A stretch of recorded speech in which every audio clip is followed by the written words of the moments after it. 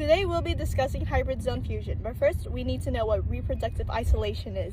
Reproductive isolation is the inability for different species populations to overlap and interbreed. If reproductive isolation is incomplete, hybrid zones may form. What are hybrid zones exactly? Hybrid zones are physical areas where different populations overlap. Now that we know what hybrid zones are, what's speciation? Well, speciation is simply the formation of a new species. Hybrid zone fusion is a type of speciation where there's a convergence of two different species, which were once one single species. Yep, and these species interact, mate, and produce offspring, thereby weakening reproductive barriers until the two species become one, due to the new species being as fit and capable as the parent species. So, what are reproductive barriers?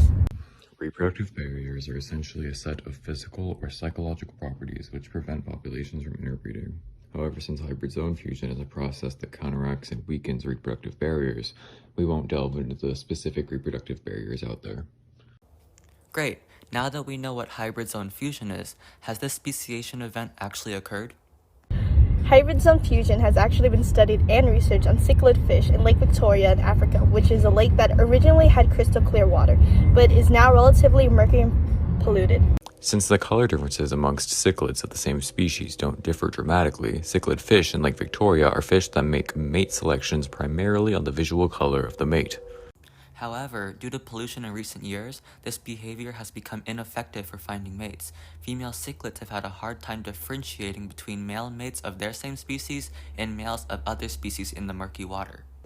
A more specific instance of this hybrid zone fusion has occurred between two species of cichlid, Pundamilia, previously known as Zebra nyerere, and Pundamilia nyerere, also known as Haplachromis nyerere. Because the genetic makeup of the two fish are alike, interbreeding was possible and showed no genetic issues or physical unfitness of the offspring. The Pundamilia nyerere and Pundamilia are two species of cichlids that have been thought to interbreed as a result of the murky water. The hybrid of these two species has created a single fusion species of the two that is as fit as the parent species.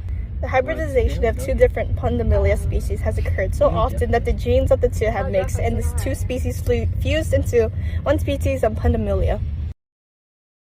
We hope you enjoyed this lesson about hybrid zone fusion. If you like this video, give it a thumbs up, don't share it, and don't expect new videos.